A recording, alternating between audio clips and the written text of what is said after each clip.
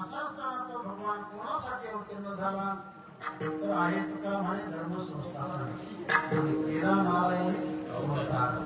केवळ धर्माचं रक्षण म्हणून भगवंताने अवतार धारण केला.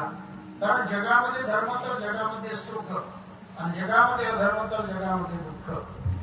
दुःखच नको असेल अधर्म करू नका आणि सुखच असेल तर धर्माचं पालन केल्याशिवाय किंवा पुण्यकर्म केल्याशिवाय सत्कर्म केल्याशिवाय राहू नका.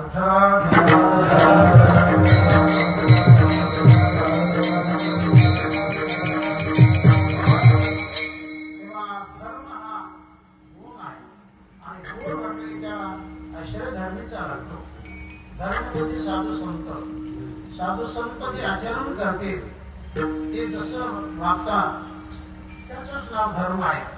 आणि त्या परीने आपण जीवन जगलो संत शब्दाप्रमाणे आपण जीवनामध्ये तशा कृती केल्या तर मनुष्याने धर्माचं परिपालन केलं असा त्याचा अर्थ होतो. तेव्हा धर्माला फार महत्व आहे. धर्म नसेल तर जीवन कसं, अधर्म असेल तर त्या जीवनाला काय अर्थ आहे. जीवनामध्ये कधी धर्मच नांदावा, जगामध्ये धर्मच नांदावा तर जगामध्ये सुख.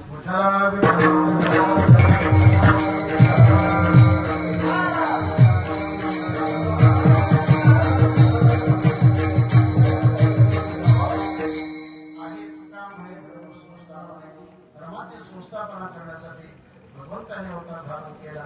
भगवंताच्या येण्याला अवतार असं म्हटलेलं आहे आणि जीवाच्या येण्याला जन्म असं म्हटलेलं आहे. जीवाचा अवतार नसतो, देवाचा जन्म असतो. देवाचा जन्म नसतो तर देवाचा अवतार असतो.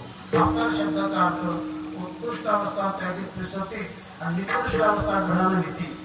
याचा अर्थ की उत्कृष्ट अवस्थेचा त्याग करणे आणि निकृष्ट अवस्था जीवनामध्ये धारण करणे याचं नाव अवतार आहे.